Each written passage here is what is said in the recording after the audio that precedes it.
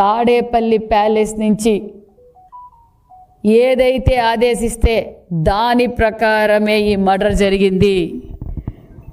జగన్మోహన్ రెడ్డి గారి ఆదేశాల మేరకే మరి దస్తగిరి బలైపోయాడు. నేను తెలియజేసేది ఒక్కటే, ఇందులో ఇంకా చాలా పెద్దవాళ్ళు ఉన్నారు, వారిని కూడా వదిలే ప్రసక్తే లేదన్న విషయం కూడా మీకు అందరికీ తెలియజేస్తున్నాం. ఎందుకంటే బాబాయ్ వివేకానంద కావచ్చు, దస్తగిరి హత్య కేసు కావచ్చు, దళిత డ్రైవర్ సుబ్రహ్మణ్యం హత్య కేసు కావచ్చు, ఇలా చాలామంది బలైపోతున్నారు.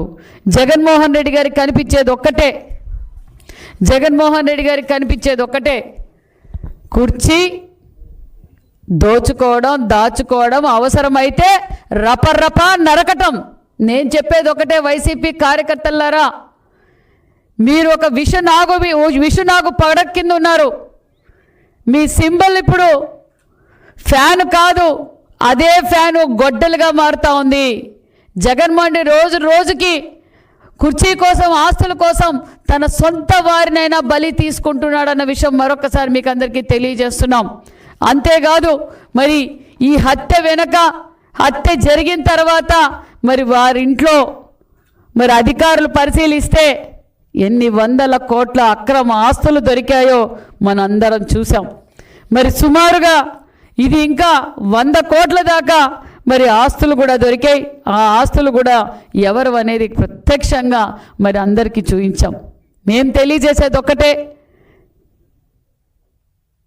ఖచ్చితంగా చట్టం తన పని చేస్తుంది. అసలు